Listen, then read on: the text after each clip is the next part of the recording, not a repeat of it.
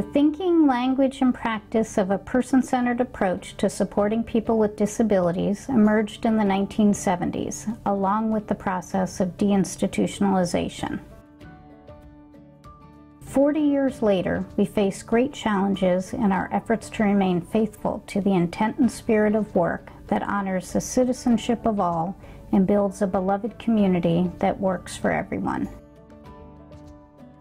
And so we gathered to reflect on influences, actions, and learnings that have emerged through lifetimes of commitment to a just world that is built upon the contributions of all.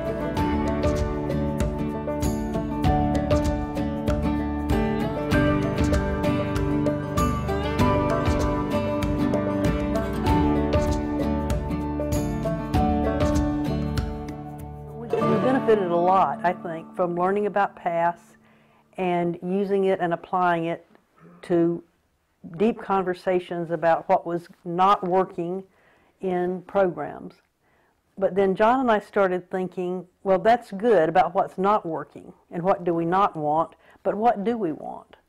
What kinds of things are we trying to work for, not just what are we trying to work against? That's what led us to start thinking in some other ways and led us to the 5 accomplishments and the 5 valued experiences. Normalisation, as Wolfensberger was writing about it, gave us some headings, but they didn't really work very well for us. So we began to think about what are some of the things that it's fair to say apply regardless of disability, and that indicate the kinds of experiences that go with a good life. Because there's so much variation among us in what we think a good life would look like that we need to sort of think a little bit more about, are there any things that'll at least work for guidance? Are there any things that if we don't intentionally attend to them, won't happen for people who are receiving services for people with disabilities, except by accident, right? So what's likely to happen? People are likely to have small and homogeneous social networks. People are not likely to belong without intentional effort.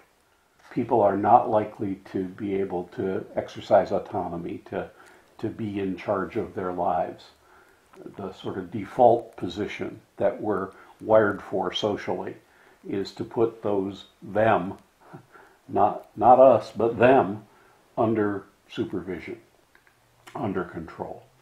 And so we began to try to think about as the us and them, with them being the undesirables, belonging at the edge or outside of our community. As we thought about what are some common experiences that we have a say about in the service world.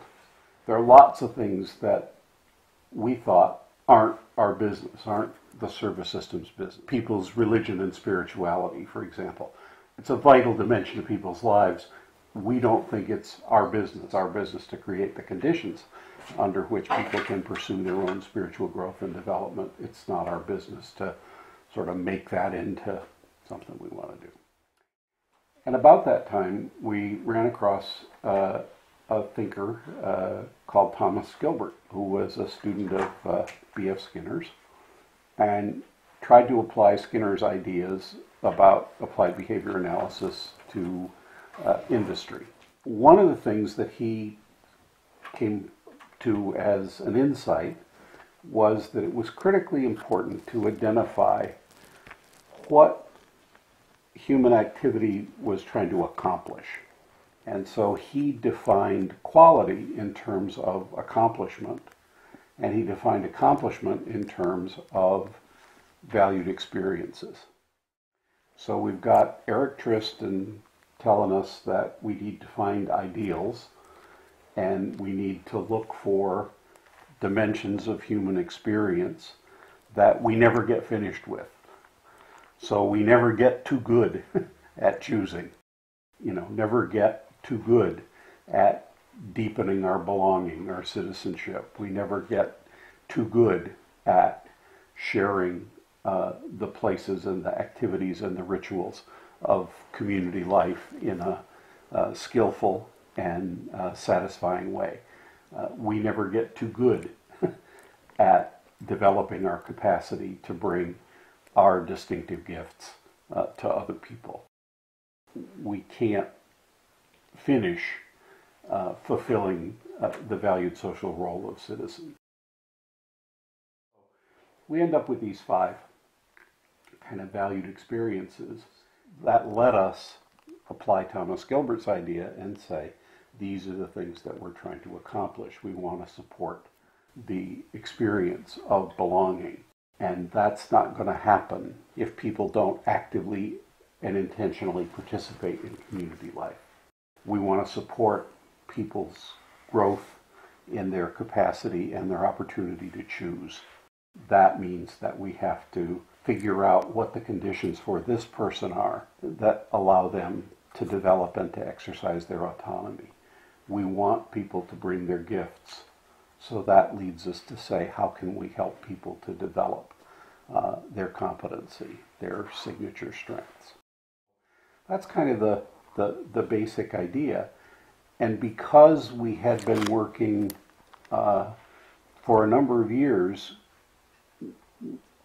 with discovering ways to take rather quick snapshots of how people's lives, how people's everyday lives were going, we already had a number of simple kinds of processes for looking at people's everyday life, and those kind of lined themselves up pretty well with the accomplishments. It didn't take a lot of work to begin to say, these are good questions to ask, these are worthwhile things to look at in people's lives. And that kind of created windows. Each valued experience becomes like a window on people's experience.